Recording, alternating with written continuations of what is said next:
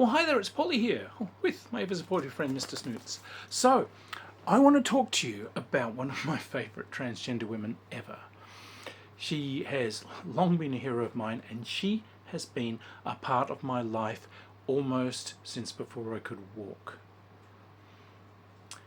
Her name was Angela Morley, but she had a huge creative life in her pre-transition persona, where she was called Wally Stott, and went on to have an incredibly influential creative life when she transitioned. You know her work. You absolutely know her work. You've grown up with it all around you. It has probably given you the feels that have carried you through all sorts of places. So, the Goon Show. Well, look, when I was a kid, I grew up listening to a BBC radio comedy show called The Goons. This was formative. It was written by Spike Milligan, and it was performed by Spike Milligan, by Peter Sellers, by Harry Seacombe, and by an intriguing cast. And this was formative comedy. This is where absurdism pretty much came from. These guys started the movement that later on became the Monty Python style comedy. Now, these were spectacularly good. I used to listen to them all the time as a kid, and I listen to them now. Timeless comedy, but it was a sonic comedy. They could paint pictures with words and sounds because it was on radio that you could never do on television. Wonderful stuff. You would get lines like, "I saw a man coming towards me with a military bearing, which he tossed into the air and caught. He walked into the light. I entered a Chinese temple, the floor of which was so cunningly made that wherever I stood, it was always under my feet." These guys were masters of painting pictures with sounds, and I loved them so much as a kid that I got hold of many of their script books to read. And I learned a lot of my comedy writing. I have in later life actually met and written with people like Spike Milligan and with people like Eric Idle from Monty Python and so on. My writing journey came from this. But when I read those scripts, there was an interesting thing. All through these plays, there is music. There are some musical breaks. These were performed live, so the performers actually needed like a little 3-minute musical section in the middle of this show to take a breather and drink brandy out the back of the stage. But it was very necessary. And there was a musician called Max Bygraves who was the first person harmonicist to embrace the jazz style. He was very foundational in this. All this takes place in the 1950s, by the way. This is how old this comedy is. But there was obviously a soundscape provided by an orchestra, and this was part of the sonic comedy. The orchestra and the conductor of the orchestra were comedians in their own right, because they have cooperated with the crazed comedic genius of Spike Milligan to become a part of the whole performance.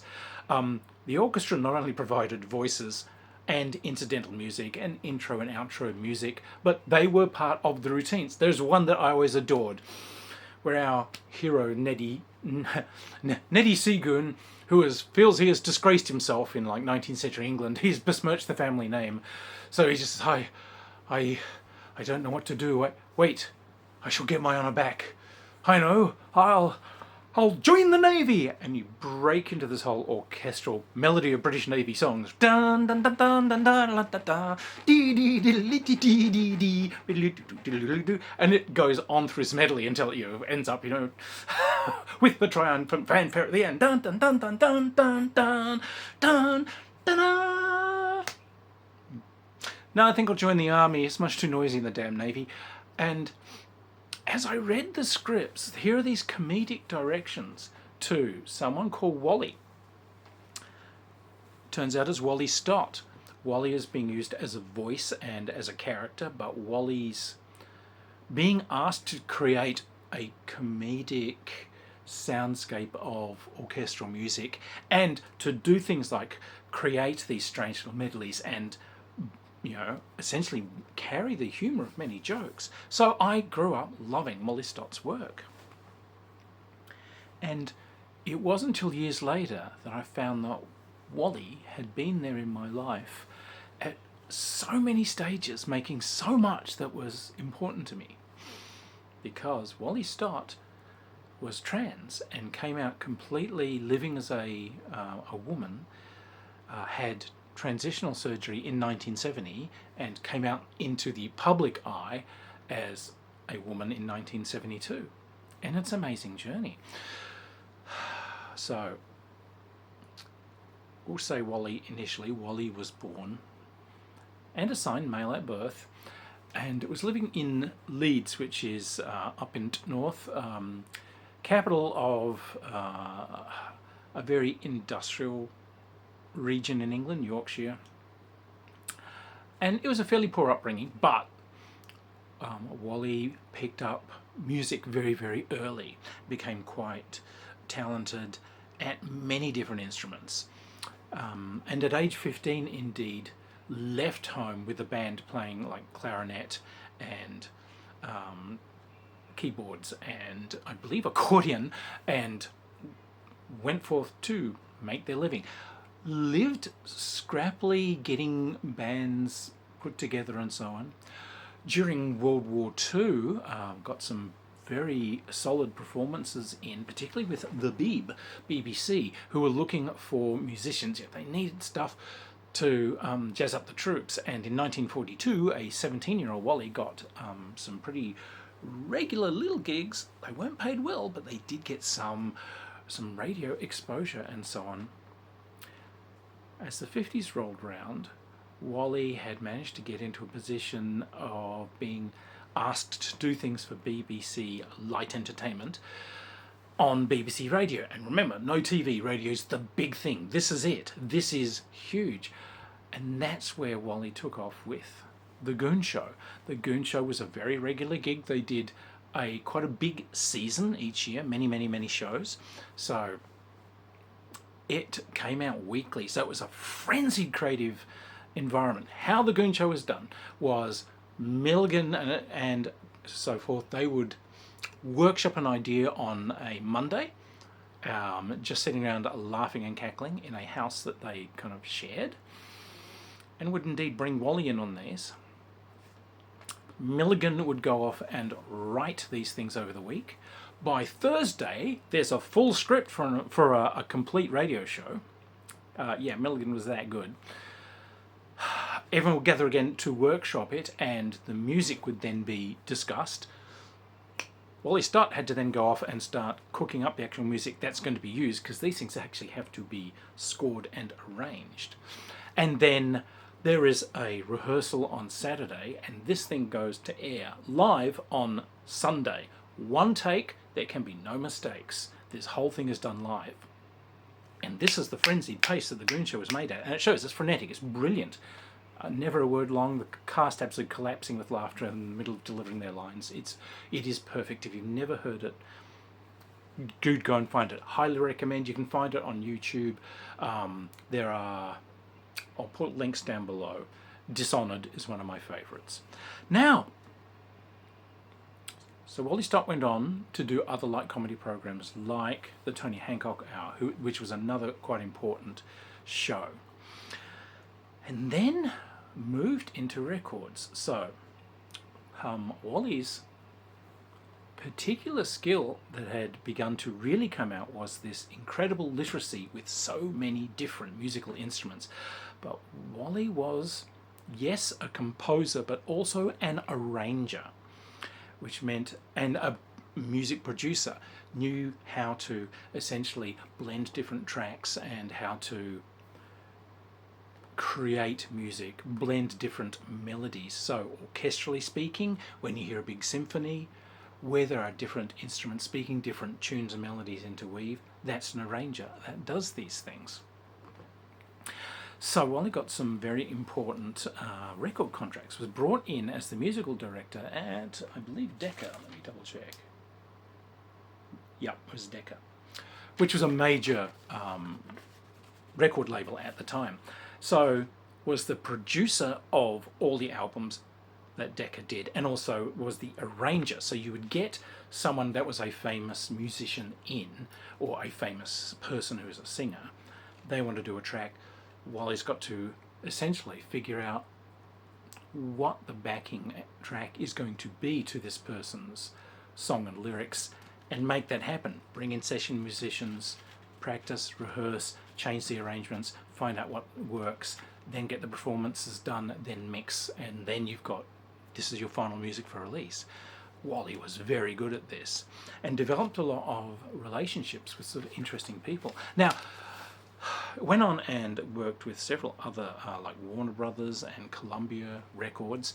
Wally got 5 #1 hits out with performers like Shirley Bassey and Julie Andrews. Wally did and struck up friendships with, albums with Marlene Dietrich. So, you know, it's a really fascinating lifestyle. But somewhere in this journey, this is when Wally's struggle with gender was becoming more and more intense. Max Geraldry, who I mentioned earlier, the jazz harmonicist, remained close friends all through Wally/Angela's life, and has written about the fact that Wally was always struggling with gender and was always very tortured and just wanted to be a woman, and could actually talk to Max about this, which is really nice. Obviously there was a failed marriage there, but Wally's second marriage gave him the emotional support that they needed to actually face changing gender, and facing that by 1970. And that is a horrifying period to have to come out and change gender in. The world doesn't accept it, and this person works in show business, so this is hard times.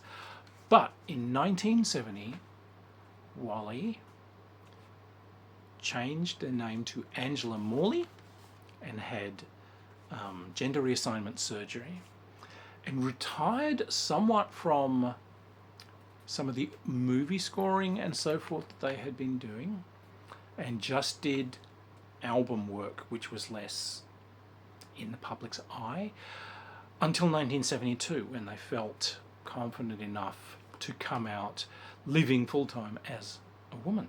Now,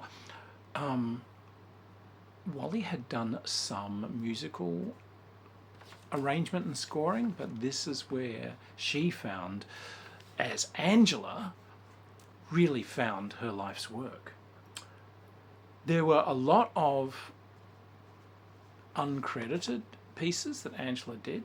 She did a lot of stuff in British film, a lot of classic films of the day. Hell, she did stuff for the Carry On movies and so on. But she did some very important scores. So she did one for a movie called The Little Prince, and that got an Oscar nomination. Angela Morley was the first woman, a transgender woman, to get an Oscar nomination. And I think it was the next year, Shepherd and the Rose got another Oscar nomination.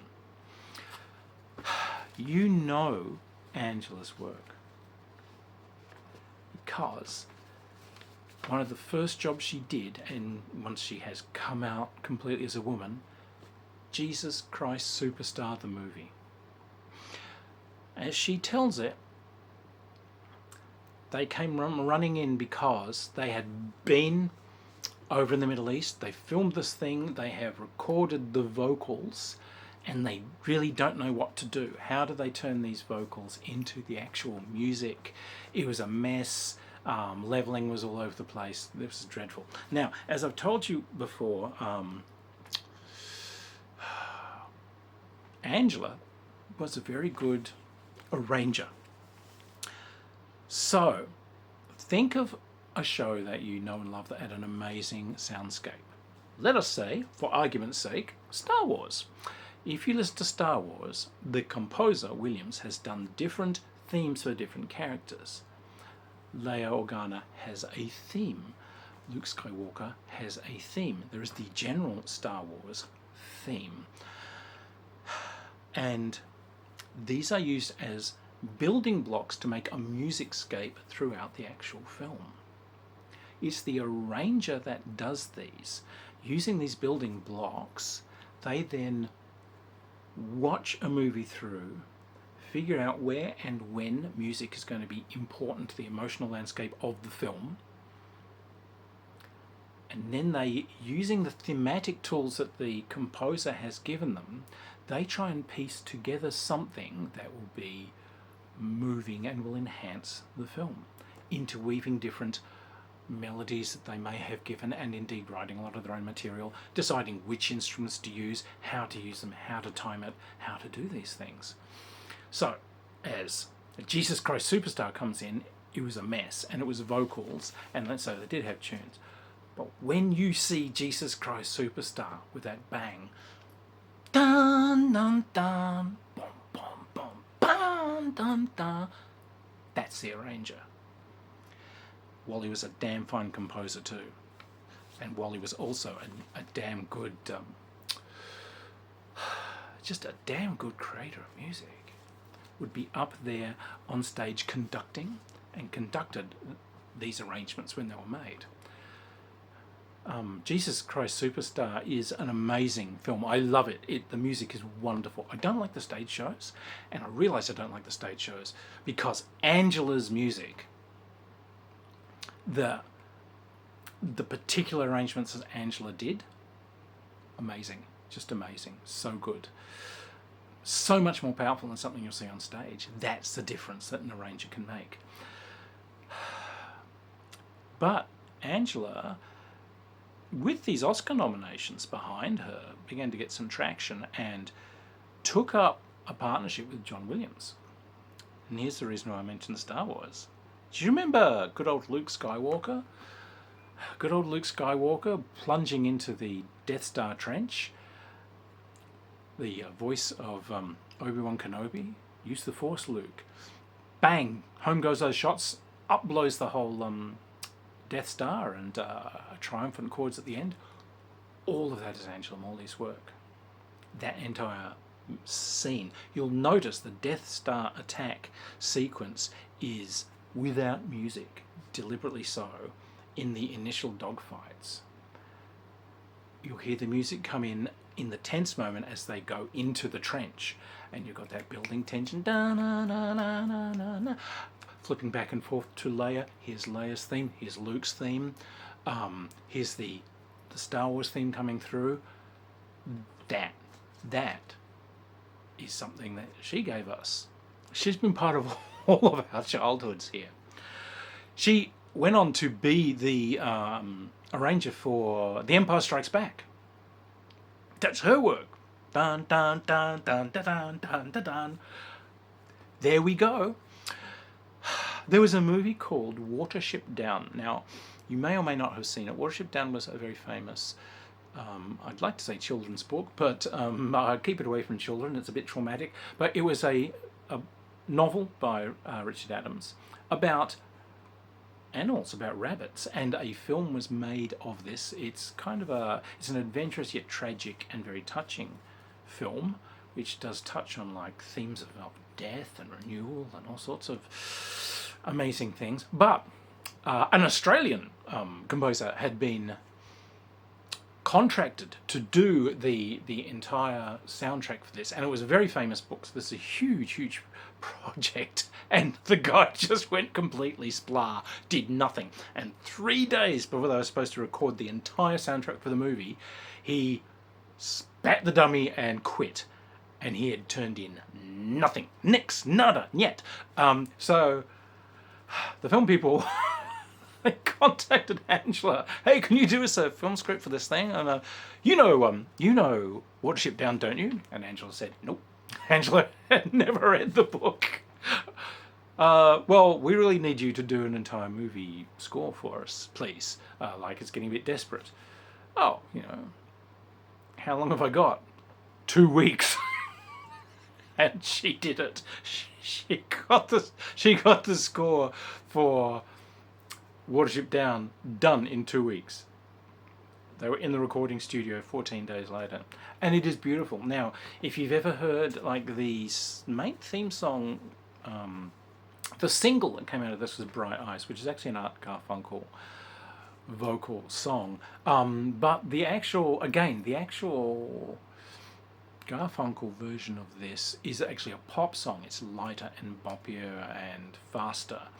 And again, when you hear the Angela Morley version of this, which you're used to from the film, this is a song about death. So it's quite poignant and it's in a minor key. It's disturbing. It's slow. It's a beautiful piece of work. Yeah, that's what an arranger does. Angela went on and was working in a lot of TV, particularly with Warner's. But Wonder Woman, that's Angela Morley. Dallas, all these just standard shows from the period. You've used, God, what else did she do? Dynasty, Falcon Crest, Dallas, yeah, Wonder Woman. She ended up with 6 Emmy nominations for her work on these shows, and she won 3 of them. 3 times Emmy Award winner, 2 times Oscar nominee. I think 5 hit singles, produced, arranged, and in many cases with backings performed. An amazing person. Now, obviously, Angela Morley had shifted to Hollywood while working in Hollywood, but eventually moved to Scottsdale, Arizona, and did the last work of her life from Arizona, and finally died. Yeah, an old woman, died in, I think, when, 2009. So hasn't left us that long, but lived to a ripe old age as an incredibly talented and happy trans woman who blazed like a meteor through our pop culture. She has worked with the comedy greats who gave us comedy like the Goons, leading on to Monty Python and so on. She's worked with the great 50s and 60s singers. She composed and arranged for a lot of those big bands. Jack Benny and them kinds of folks. Marlene Dietrich, Shirley Bassey, all of these 60s singers and so on. Anyone that was on Columbia Records, anyone that was on Warner's Records, anyone that was on Decca Records, that's all arranged and composed by her. And there she is on pop shows. Jesus Christ Superstar, StarWars, Empire Strikes Back. She did the scores to Home Alone 1 and 2. She did so many programs. She was not vocal about being trans. She just wanted to be accepted. So she kept a little bit quiet through her later years, but as people began to recognize the fact that she had contributed so much to the music and the movie industries, she actually got some recognition. She was brought in sort of guest slots in a lot of professional associations and so on to talk about her journey, and as such ended up as a very good advocate for trans women, because it showed that we have a creative life and we deserve to be here. I am very grateful for the work that Angela Morley did. She lit up my life from that little kid leaning into a radio to listen to the Goon Show, to that teenager thrilling to the X-Wings zooming down the Death Star trench, to the attack on Hoth. Hell, to bunny rabbits dealing with, death and chaos. Hell, even the Wonder Woman theme. Yeah, those have all been a part of my life, and they've been an important part. Angela Morley is an oddly unsung hero of pop culture. And she deserves to be remembered not just as a trans pioneer in pop media, but also as an artist of the highest caliber who gave us benchmarks for talent that we need to strive for today. Well done, Angela. I mean, well done. Anyway, there's a little tale, and I hope you enjoyed it.